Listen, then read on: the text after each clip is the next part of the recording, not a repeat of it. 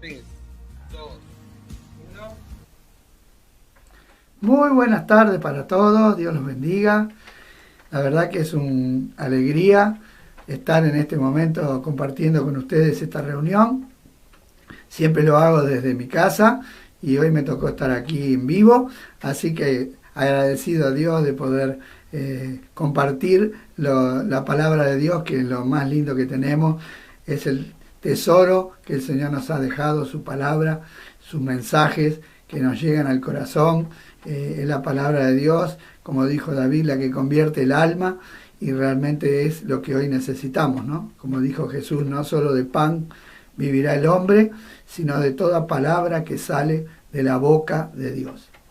Y en esta tarde vamos a continuar con lo que el pastor estuvo compartiendo el domingo pasado, en las 7 cartas del libro de Apocalipsis, 7 cartas enviadas por el Señor Jesucristo. Él comentó la primera carta, que es la carta a la iglesia de Éfeso, y yo en esta tarde voy a estar leyendo el pasaje que corresponde a la segunda iglesia, que es la iglesia de Esmirna. Por lo tanto, les voy a compartir Apocalipsis capítulo número 2, desde el versículo 8 al versículo 11. ¿Sí? Son 4 versículos. Dice así la palabra de Dios. Vamos a leerlo todo y después vamos a ir meditando brevemente. Dice: escribe el ángel de la iglesia, escribe al ángel de la iglesia en Esmirna, el primero y el postrero, el que estuvo muerto y vivió, dice esto: yo conozco tus obras y tu tribulación y tu pobreza, pero tú eres rico, y la blasfemia de los que dicen ser judíos y no lo son, sino sinagoga de Satanás. No temas en nada lo que vas a padecer. Y aquí el diablo echará a algunos de vosotros en la cárcel para que seáis probados, y tendréis tribulación por 10 días. Sé fiel hasta la muerte, y yo te daré la corona de la vida. El que tiene oído, oiga lo que el Espíritu dice a las iglesias. El que venciere no sufrirá daño en la segunda muerte. Amén.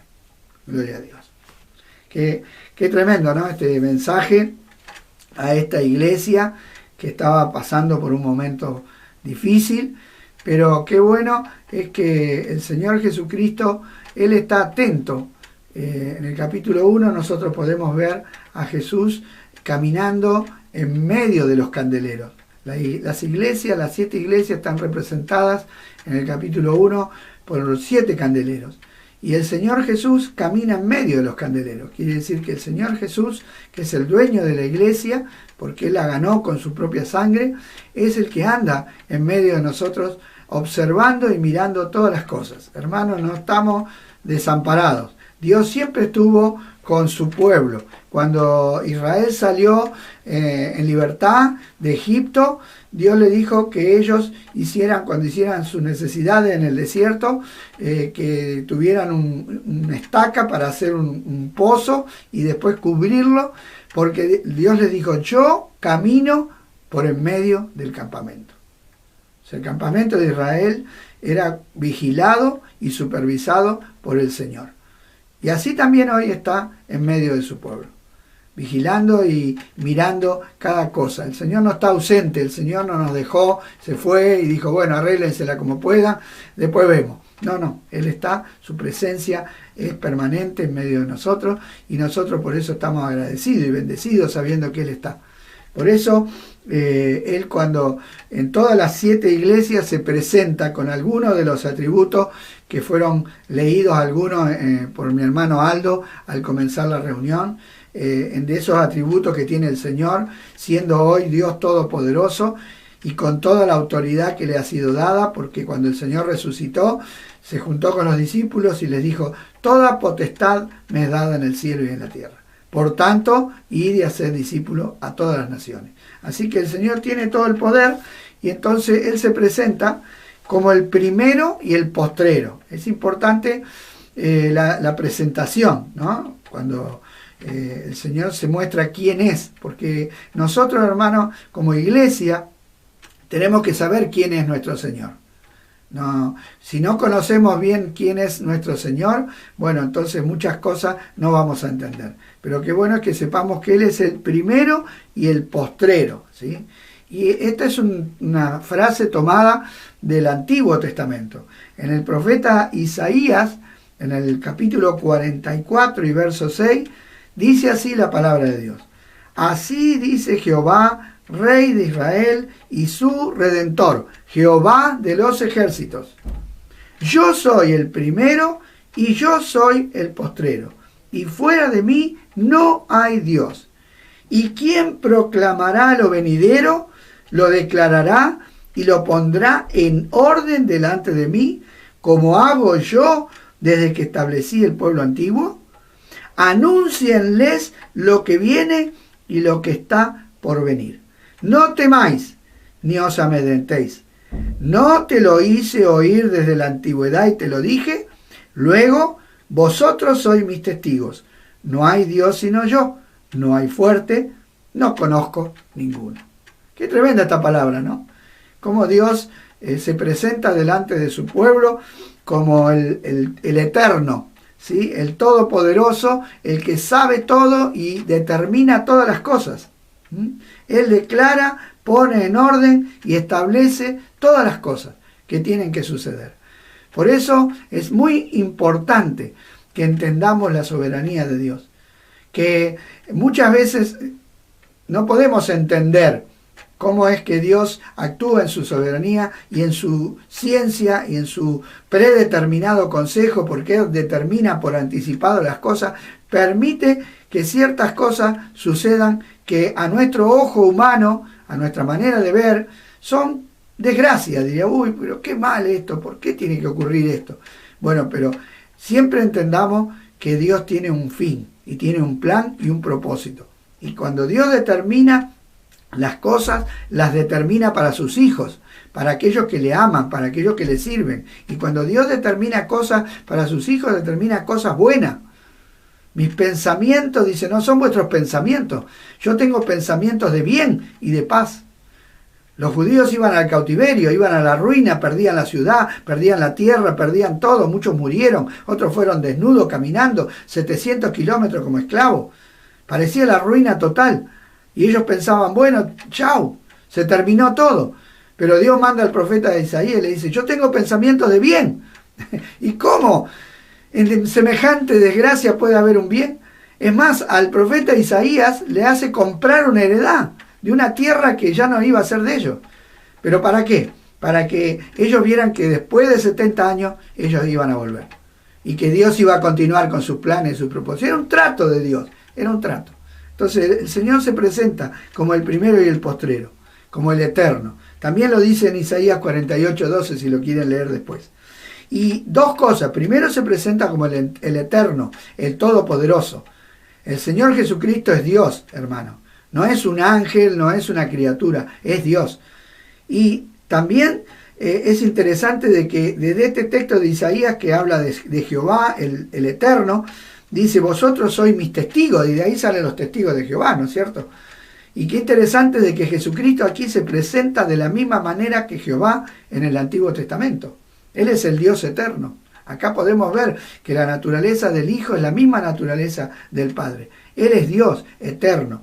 Pero no solamente es Dios eterno, es Dios encarnado. Ese es el misterio de la piedad. Dios hecho carne, hecho hombre. ¿Cómo? Dios se hizo bebé y habitó aquí entre nosotros. Este hombre que habitó, dice, y el que estuvo muerto, o sea, para morir hace falta un cuerpo humano, ¿no es cierto? El que tuvo vida acá en la tierra, yo estuve acá en la tierra, estuve muerto y vivió. Porque Jesús no se quedó en la tumba. Venció la muerte. Gloria a Dios. La muerte ya no tiene poder. El aguijón de la muerte fue quitado. Jesús le quitó el aguijón a la muerte. Si quieren leer estas palabras maravillosas, léanla en la segunda parte de 1 Corintios 15. donde Pablo expone magistralmente cómo va a ser nuestro cuerpo de resurrección y cómo la resurrección vencerá a la muerte y el postrer enemigo ha sido vencido. Por lo tanto, Jesús se presenta como el que tiene control, poder, autoridad, no solamente en esta vida, sino en la vida futura, y tiene poder para levantar a las personas de los muertos. Y esta misma persona, este mismo Señor Jesucristo que está hablando aquí, porque aunque el que escribe la carta es Juan, el que habla es el Señor, dice, yo es el Señor mismo, no es Juan, es el Señor Jesucristo. En el versículo 9 de Apocalipsis 2:9 dice, yo conozco tus obras y tu tribulación y tu pobreza. Pero aclara, hace una aclaración, pero tú eres rico. Y la blasfemia de los que se dicen ser judíos y no lo son, sino sinagoga de Satanás. O sea, Jesús conocía todas las cosas, todo lo que estaba pasando. No era ajeno. A veces nos da ganas como decir, Señor, ¿no ves lo que está pasando? No sé si alguna vez se lo dijiste a Dios. Yo más de una vez le dije, Señor, pero ¿no estás viendo lo que está sucediendo? Es muy humano esto. Miren, muchos salmos, los salmistas, hombres de Dios, decían, Señor, despiértate, levántate, mira, Señor, ¿no? Como si Dios estuviera ajeno a nuestra realidad. Es por la distancia física que tenemos, porque nosotros vivimos en un mundo físico y Dios es espíritu, pero Dios está en todos lados, está en todas partes y está viendo todo y ve nuestras obras.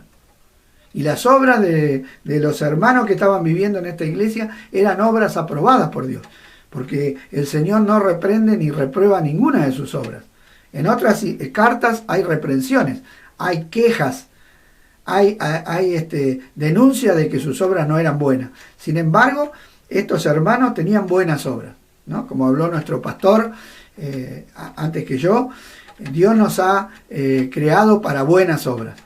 Y en la vida del cristiano importan las obras, ¿no? Muchos dicen, bueno, no importa, somos salvos, no importa lo que hagamos. Total, ya somos salvos, da lo mismo cualquier cosa. Bueno, eso es una mentira, es una falsedad. Dios anhela que tengamos buenas obras, ¿sí? Buenas obras, creado para buenas obras. Y estas buenas obras se estaban manifestando en los hermanos de Esmirna. Ellos estaban viviendo el Evangelio, estaban siendo fieles a Dios, estaban predicando el Evangelio, pero eso les trajo una tremenda tribulación. Porque en esa ciudad era adorado el emperador y entonces todas las personas tenían que rendirle culto al emperador. Los judíos habían logrado que ellos fueran exceptuados de esa adoración. Los romanos habían aceptado que los judíos eran un pueblo monoteísta y que no adoraban los dioses de los romanos. Y a través de muchas guerras que tuvieron los judíos, que se levantaron en armas siempre contra todos aquellos que lo quisieran hacer adorar a otro dios, ellos habían conseguido que los respeten. Y el Evangelio, los cristianos, al principio, fueron tomados como parte del judaísmo, como parte de que eran al mismo grupo judío. Por eso los romanos no los perseguían. Pero los judíos que habitaban ahí en Pérgamo, en Esmirna, se ocuparon de que las autoridades supieran, los judíos, de que esos cristianos, algunos judíos, algunos gentiles, no pertenecían al grupo de ellos. Por lo tanto, les obligaban las autoridades a querer que adoren a sus dioses.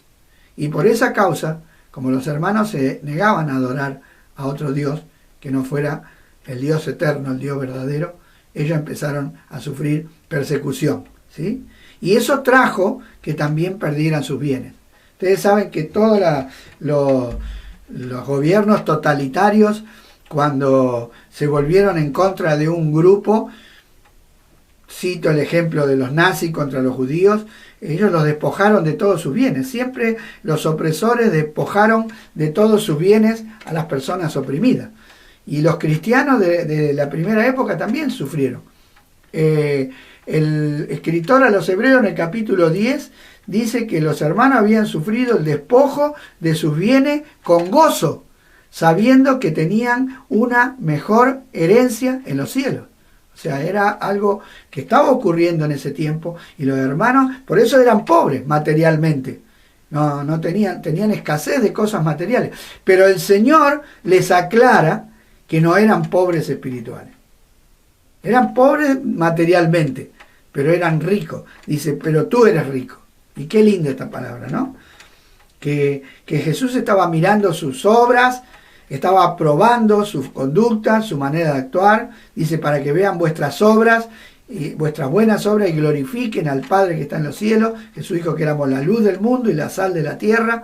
Ellos estaban alumbrando allí, estaban mostrando y estaban sufriendo la opresión de un sistema, de un gobierno mundial y una adoración mundial a un solo hombre, como dentro de poco va a volver a sufrir este mundo, como estamos tratando los días martes. Ellos estaban sufriendo eso y eso les trajo persecución y eso les trajo que no podían tener sus cosas materiales, andaban por ahí errantes, perseguidos, escondidos. En Roma los cristianos vivieron mucho tiempo escondidos en las catacumbas, en las tumbas, en los lugares ocultos, para que podían de esa manera sobrevivir, pero no eran ricos. Qué importante esto, ¿no? Que podemos ser pobres materialmente, pero podemos ser ricos espiritualmente. Que las cosas materiales y las espirituales van por dos caminos distintos, ¿sí? Los judíos tenían el pensamiento de que una persona aprobada por Dios era una persona rica materialmente. Por eso cuando Jesús dijo que era muy difícil meter a un rico en el reino de los cielos, entonces la primera respuesta de los discípulos dijeron, bueno, entonces nadie se salva. Porque ellos pensaban que los primeros en el reino de los cielos eran los ricos. Sin embargo, Jesús vino a mostrar que no es así. Porque Él no vino con riquezas materiales. Jesús ocupó una posición baja materialmente y socialmente, económicamente aquí en la tierra. Él fue un trabajador, Él trabajó con sus manos. Y saben que para los romanos en la época de Jesús, trabajar con las manos era algo indigno. Los ricos no trabajaban con sus manos, tenían esclavos. Entonces para alguien que trabaje con sus manos ya era despreciable. Jesús trabajó con sus manos, era conocido por ser carpintero, no era conocido por ser dueño de una multitud de esclavos que trabajaban para él. Él era un trabajador. Y Jesús honró el trabajo y honró la vida sencilla, pero fiel a Dios. Porque tanto él como su madre, como su padre, eran fieles a Dios. Eran hombres piadosos. Dios escogió a María y escogió a José porque eran hombres piadosos, hombres que estuvieron dispuestos a hacer su voluntad, a pesar de que les costó un montón, porque María fue rechazada, despreciada.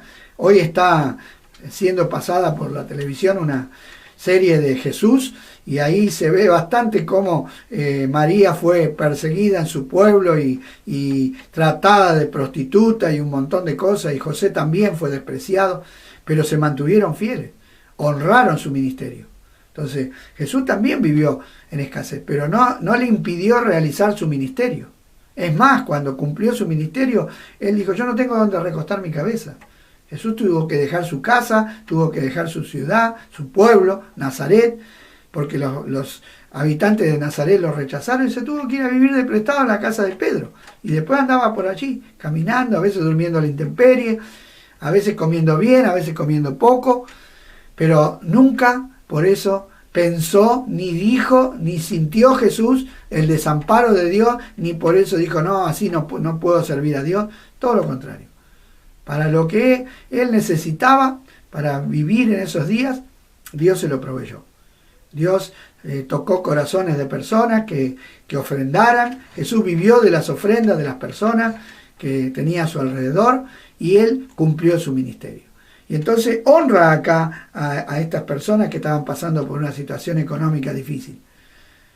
No porque pasemos por una situación económica difícil quiere decir que estemos mal con Dios. Por eso a Job también lo acusaron de que estaba en pecado, porque le había venido una ruina material y una enfermedad, y los amigos de Job pensaban que él estaba en pecado, y sin embargo no era así. Job no había cometido ningún error, ningún pecado. Era simplemente una prueba que estaban pasando era simplemente una circunstancia temporaria. Entonces los hermanos estaban firmes, estaban pasando la tribulación. Y los judíos blasfemaban contra ellos. Sin embargo, para ellos no era un tropiezo tampoco. Entendían de que era normal de que los que no conocen a Dios blasfemen el nombre del Señor, por lo tanto seguían adelante. Por eso, en el versículo 10, les da esta palabra de ánimo. Dice, no temas en nada lo que vas a padecer. Gloria a Dios. No temas. Qué linda esta palabra, no temas. Muchas veces dijo el Señor a su pueblo, no temas. Y muchas veces el Señor Jesús le dijo a sus discípulos, no teman. En medio de una tormenta se les apareció caminando sobre el agua y le dijo, no teman, soy yo. Ellos pensaban que era un fantasma. Y muchas veces necesitamos ser afirmados. ¿Saben que el otro día hablábamos en los estudios bíblicos que el temor es fruto del desconocimiento, ¿no? De lo que está pasando? Cuando entramos a un lugar y no sabemos qué hay, en una oscuridad nos da miedo. O cuando nos sobreviene una circunstancia que no pensábamos que iba a venir, o cuando no sabemos cómo va a suceder el futuro, qué va a pasar, nos da temor. Pero el Señor quiere que nosotros nos confiemos en Él. El verdadero amor echa fuera el temor. Saber que Jesús nos ama, saber que Él tiene un plan sobre nuestra vida, saber que las cosas que nos suceden a los hijos de Dios siempre redundan para bien. Eso es un conocimiento que quita el temor.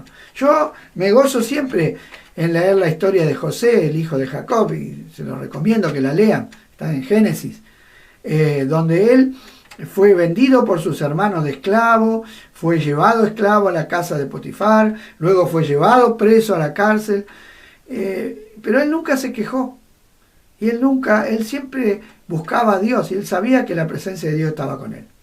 Y cuando luego de que salió de la cárcel y fue gobernador de Egipto y llevó adelante el plan de salvación de las 7 vacas gordas y las 7 vacas flacas, cuando aparecieron sus hermanos muertos de hambre y él se les reveló, ellos no sabían que estaba vivo, ellos pensaban que estaba muerto, les dijo, miren, no tengan miedo, porque los hermanos pensaban que José se iba a vengar de ellos, iba a tomar venganza del mal que le habían hecho.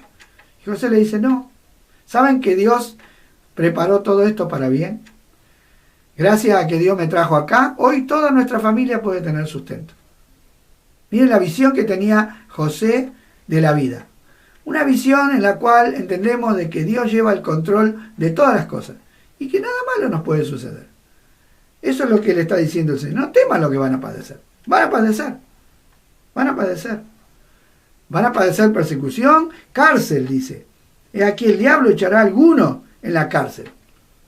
No solamente iban a ser perseguidos, van a ser encarcelados. Y algunos iban a ser muertos. Pero no tengan temores. Yo estoy al control.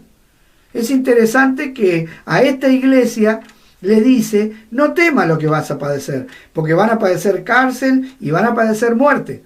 Pero a otra iglesia, un poquito más adelante, en la iglesia de Filadelfia, capítulo 3, verso 10, dice, por cuanto has guardado la palabra de mi paciencia, yo también te guardaré de la hora de la prueba en que ha de venir sobre el mundo entero para probar a los que moran sobre la tierra. A una iglesia le dice, no temas lo que vas a padecer, sufrí, pasá, no hay problema, yo estoy contigo. Y a la otra le dice, yo te voy a guardar, no vas a pasar por la hora de la prueba que va a venir sobre los moradores de la tierra. Y eso es lo que muchas veces esa tensión que tenemos en Dios que no entendemos, por qué algunos padecen, otros más, otros menos, porque algunos tienen más, otros menos, es lo que muchas veces nos turba, porque queremos razonarlo. No, hermano, no lo razones. Recibí las cosas como Dios las ha diseñado. Entendé que los diseños de Dios son perfectos. Entendé que los planes de Dios no pueden fallar ni pueden fracasar, porque están hechos con alguien que nunca se equivocó, ni jamás lo hará. Nosotros vemos a Esteban, tremendo hombre de Dios. Esteban era un diácono de la iglesia y él predicó a los judíos de una manera extraordinaria, con una sabiduría que los judíos no la podían refutar. Es más, hasta su rostro estaba lleno del Espíritu Santo, su rostro era como el rostro de un ángel. Y los judíos se taparon los oídos para no escucharlo y arremetieron contra él y lo juzgaron, lo condenaron y lo apedrearon. Pero luego, más adelante, vemos a Saulo de Tarso, convertido luego en el apóstol Pablo, que también las personas lo apedrean, lo dejan fuera de Listra, y sin embargo el apóstol Pablo se levantó y siguió predicando el evangelio. No murió. ¿Por qué? Esteban murió, Pablo no murió. Ahí vemos la soberanía de Dios, hermano. Dios ha determinado para cada uno un tiempo aquí en la tierra. Un tiempo de vida, un tiempo de servicio.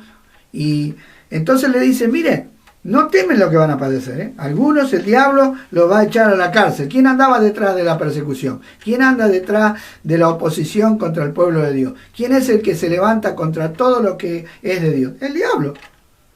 Acá está identificado el enemigo. A veces nosotros miramos a las personas. Yo trato de entenderlo así cuando estoy en la cárcel y los hermanos sufren persecución por ser cristianos, porque aunque les parezca mentira, en la cárcel los hermanos por ser cristianos sufren persecuciones. Y yo trato de hacerles entender a los hermanos que no es el hombre, porque nosotros lo primero que miramos es el instrumento humano que el diablo usa y queremos ir contra ese instrumento y generar odio contra la persona que nos persigue. Pero no es la persona. Nosotros tenemos que ver más allá de quién es el que te persigue, el que te hace la guerra, si es el vecino, que te pone la música, que te tira la basura, que te mira mal, el compañero de trabajo, que habla mal de vos y te quiere hacer perder el puesto. No es él, es el diablo el que anda detrás. El diablo echará a alguno de vosotros en la cárcel para que seáis probados. Acá la palabra probado es la misma que se usa para probar el oro y la plata, para purificarlo. Es para revelar la calidad de algo. Cuando la plata se mete en el fuego, se le sale la escoria y queda plata refinada en fuego, más pura. El oro sucede el mismo procedimiento. Y dice que nuestra fe, dice Pedro en el capítulo 1 de 1 de Pedro, que es más preciosa que el oro. Va a ser probada con fuego, para ser hallada en gloria, honra y alabanza cuando se manifieste el Señor Jesucristo. Entonces nuestra fe va a ser probada de alguna manera. Y estos hermanos estaban siendo probados. Iban a tener tribulación, aflicciones, cosas que lo iban a hacer sufrir. Pero, miren qué importante, en el verso 10 dice, pero por 10 días. Gloria a Dios. Quiere decir que la tribulación tiene un término establecido por Dios. No estamos en las manos del enemigo para que haga con nosotros lo que quiera. No.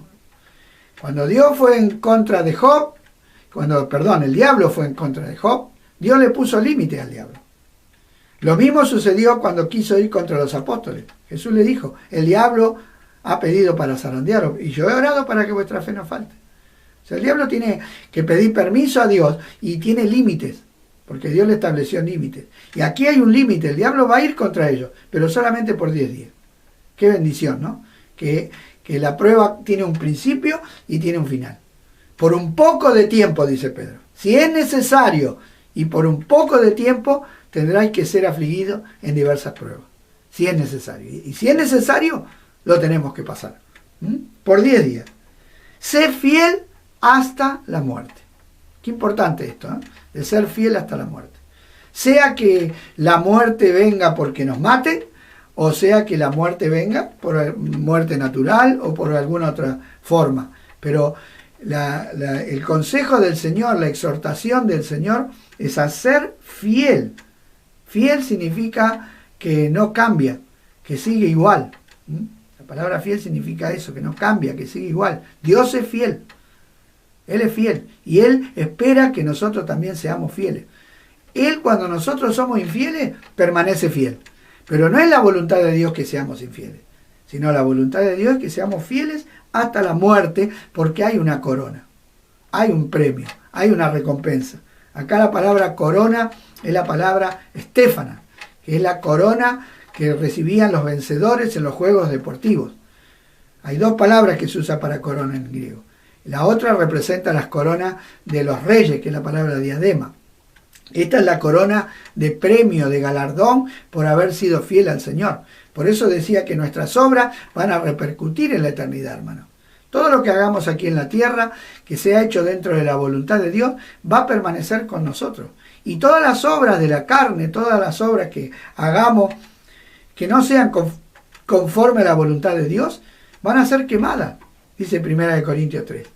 Van a ser pasadas por fuego y van a ser quemadas. Por lo tanto, es importante que nuestras obras sean obras de honra a Dios, de fidelidad a Dios, de seguir perseverando, no importa la circunstancia que nos toque vivir, no importa si nos permiten salir, si no nos permiten salir, si permiten hacer las reuniones, no permiten hacer las reuniones, si podemos reunirnos o no, si podemos andar o no, no podemos ir de vacaciones o no, no importa, tenemos que seguir siendo fieles a Dios, no importa las circunstancias que nos toque vivir. Hoy estamos bajo una aflicción, que es esta cuarentena, pero bueno, tenemos que soportarla. Nosotros por una cuarentena ya queremos desmayar, imagínense si nos estuvieran matando. ¿Qué sería de nosotros, no? Entonces, qué bueno saber que hay una corona de vida eterna, que la muerte no tiene poder. El temor a la muerte tiene a muchas personas esclavas. El temor es un lazo, es una atadura. Yo estaba escuchando el otro día un médico que decía que el miedo al virus es peor que el virus en sí mismo, porque el miedo hace que la persona se predisponga para ser enferma, baja las defensas. Estaba hablando de un doctor, un médico. Miren qué importante, ¿no? Nuestra actitud. Los médicos reconocen todo, que la actitud del paciente es fundamental. Por eso a ellos nunca le van a dar un diagnóstico, le va a pasar esto o aquello, porque dos pacientes frente a la misma enfermedad pueden reaccionar de dos maneras distintas. Uno con optimismo, con fe, con ganas de vivir, y el otro con miedo y temor entregándose a la muerte. Entonces nosotros no nos entregamos a la muerte con miedo y temor. La muerte para nosotros es un amigo, la muerte para nosotros es una puerta, es la posibilidad de pasar a una mejor vida. Porque la esperanza que nosotros tenemos no está acá en la tierra, está después de esta vida. La vida venidera. Las promesas del cristiano son en la vida venidera. La gloria, la abundancia, la perfección, la maravilla, la felicidad, el gozo perpetuo, cuando saltaremos como becerros de la manada, cuando todas nuestras lágrimas serán secadas, cuando todos nuestros dolores se pasarán. No son en esta vida, sino son en la vida venidera, en la que el Señor nos va a dar. Por lo tanto, el Señor los anima a no tener temor, a enfrentar la vida sin temor. No importa lo que suceda, no importa lo que venga. Si el Señor está por nosotros, dice el apóstol Pablo, ¿quién contra nosotros? No hay nadie que pueda separarnos, ni nada que pueda separarnos del amor de Dios que es en Cristo Jesús. Nada, ninguna cosa creada, nada, absolutamente. Hay una corona. Y qué bueno lo que dice acá en el versículo 11. El que tiene oído, oiga lo que el Espíritu dice a las iglesias. Qué lindo que esta palabra no es una palabra de hombre, es la palabra del Espíritu. Y la palabra del Espíritu es la que nos da vida espiritual, es la que fortalece nuestro hombre interior. Ese hombre nuevo que Dios formó se alimenta de la palabra del Espíritu. Oiga, el que tenga oído. ¿Por qué dice el que tenga oído? Porque para oír a Dios tenemos que tener un oído espiritual. Tenemos que nacer de nuevo. Si no nacemos de nuevo, no podemos oír a Dios. Las palabras de Dios nos van a sonar como cosa humana. Ahora, cuando nacemos de nuevo, entonces sí, podemos oír lo que el Espíritu dice a las iglesias. Y la promesa es que el que venciere no sufrirá daño en la segunda muerte. ¿Cuál es la segunda muerte? La segunda muerte es la separación eterna de Dios. Es los que no creen, los que rechazan el Evangelio, los que no aceptan la salvación, el favor de Dios, el amor de Dios enviado a través de Jesucristo, entonces ellos van a ser condenados. Muchas personas dicen, ¿por qué Dios manda a la gente al infierno? Bueno, quiero decirle una cosa, hermano, Dios no manda a nadie al infierno. Dios manda a los hombres a que se arrepientan y que se vuelvan. Eso es lo que Dios manda. Nunca Dios manda a nadie a la condenación. Dios manda a las personas a que se libren. Volveos a mí, limpiaos y sed limpios. Hay una fuente de limpieza y una fuente de purificación, hay una fuente permanente para salir del pecado, para salir de la condenación, y esa fuente, esa limpieza es la sangre de Jesucristo que nos limpia de todo pecado. El sacrificio de Jesús en la cruz del Calvario nos provee salvación. Lógico que el que desprecia eso, el que decide voluntariamente no volverse a Dios, no le queda otro destino que estar separado de Dios para siempre. Entonces quiero que por favor entendamos esto, que la condenación es que el hombre dice, y esta es la condenación, dice Juan capítulo 3, en que la luz vino al mundo, pero los hombres amaron más las tinieblas. Más las tinieblas. Si yo amo las tinieblas, ¿a dónde voy a ir a parar? Lógicamente, a un lugar donde solamente hay tinieblas. Y esa es la muerte segunda. Pero ¿sabe qué? En esta noche el Señor no quiere que nadie se vaya a la muerte segunda. Esta palabra y este mensaje no solamente para la iglesia, es para cualquiera que esté escuchando. Quizás nunca recibiste a Cristo, quizás nunca te entregaste en él, quizás conoces a Cristo de palabra, por la película, por la historia, pero nunca tuviste un encuentro personal con el Señor. Nunca aceptaste que Cristo es tu Señor y tu Salvador. Nunca reconociste que Jesús murió y resucitó para que vos seas libre de tu pecado, de tu vida de separación de Dios y te unas al Señor. Quizás en esta noche el Señor te está llamando a eso, a que vos te vuelvas al Señor y le pidas perdón, te arrepientas de tus pecados y le pidas perdón. Esta iglesia estaba enfrentando situaciones tremendas, pero no estaban solos. El Señor estaba ahí, defendiéndolo y dándole la fuerza para atravesar esos momentos. Algunas veces Dios nos quita del problema y otras veces el Señor está con nosotros. Israel algunas veces tenían que pelear ellos contra el enemigo y el Señor estaba con ellos y les daba la victoria. Y otras veces le decía el Señor, no, esta vez ustedes no van a pelear. Esta vez ustedes se quedan quietos y yo voy a pelear. Y más de una vez Dios hizo que los enemigos se vuelvan contra sí, peleen entre ellos, se exterminen entre ellos. En una oportunidad un ángel de Jehová mató 185.000 soldados del campamento de los enemigos, en una sola noche. Entonces, hay momentos en que Dios va a estar con nosotros peleando, y hay momentos en que Dios nos va a librar de las batallas y de las peleas. Eso es solamente Dios el que tiene la potestad. Nosotros nos sometemos a la voluntad de Dios, como lo hizo esta iglesia. Por lo tanto, hermano, espero que esta palabra bendiga tu vida. A mí me bendice siempre. Me hace bien. Cada vez que oigo estas palabras del Señor, no temas. Yo conozco tus obras. Yo estoy contigo. Estas palabras me hacen bien. Me dan seguridad. Me muestran que el Señor está ahí, que no estoy abandonado, ni estoy solo, sino que todo va marchando, todo va ocurriendo. David le pedía a Dios, Señor, cumple tu propósito en mí. Jehová cumplirá su propósito en mí. Qué lindo, ¿no? Dios va a cumplir su propósito en tu vida y en el mío. Jesús vivió una vida no exenta de problemas y de tribulaciones y de persecuciones y que lo llevaron a la cruz.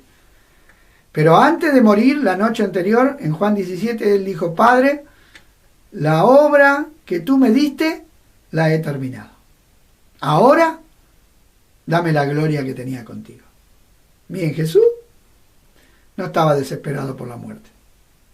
Fue al Getsemaní, oró porque sintió el peso del pecado de todo el mundo que venía sobre sí. Y dijo, Padre, si es posible, pase de mí esta copa, pero no se haga mi voluntad sino la tuya. Y con esa fe y con esa oración y la respuesta que Dios envió a esa oración, porque Dios envió un ángel para confortarlo, Jesús se levantó e hizo todo lo que tenía que hacer. Y en esta noche, levántate. No sé cómo estás, pero levántate. El Señor te dice que te levantes, que está contigo. Que lo recibas si no lo tenés, y si lo tenés, que confíes en Él, y si te apartaste, que te vuelvas a Él para recibir fuerza para seguir adelante. Hasta el último día, hasta que se cumpla el plan y el propósito. Dios tiene un plan y un propósito. Encontralo y llevarlo adelante. Y esa va a ser el gozo y la felicidad de tu vida. Vamos a orar. Vamos a darle gracias al Señor. Vamos a terminar esta reunión orando y pidiéndole al Señor su bendición. Padre Celestial, en el nombre de Jesús, yo te doy gracias en esta noche.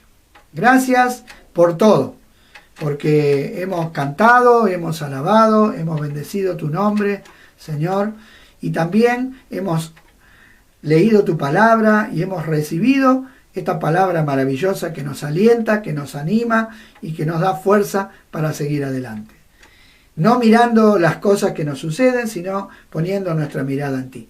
Por eso en esta noche levantamos nuestros ojos espirituales a ti, Señor, y te pedimos que tú nos des la fuerza, la fe y la capacidad necesaria para seguir adelante en estos momentos difíciles.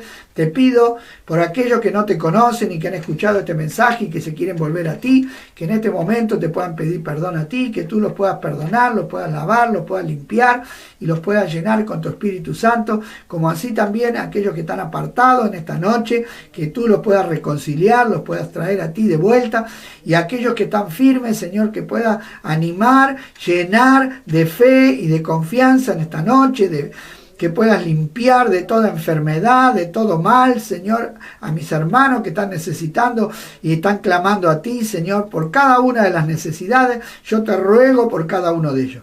Te lo pongo en tus manos, Señor. Te doy gracias. Gracias por estar. Gracias por ser nuestro Dios. Gracias por habernos buscado, encontrado y salvado, Señor. Porque tú nos fuiste a buscar. No te elegimos nosotros a ti. Tú nos elegiste a nosotros. Nos buscaste y nos hallaste. Y nos salvaste, Señor. Nos llevaste al redil y nos pusiste en medio de tus ovejas, en tu pueblo, en tu iglesia. Gloria a tu nombre. Alabado sea el nombre de nuestro Señor Jesucristo. Padre, te alabamos y te bendecimos y te honramos como el único y verdadero Dios, el todopoderoso, el eterno, el que hace todas las cosas perfectas, el que saca reyes, pone reyes y decide el futuro de todas las cosas, Señor. A ti te alabamos en esta tarde. A ti te honramos. Nos unimos al cielo que te adora. Nos unimos al cielo que te alaba. Nos unimos al cielo que te bendice, Señor. Y te bendecimos en esta noche. Te damos gracias por todas las cosas.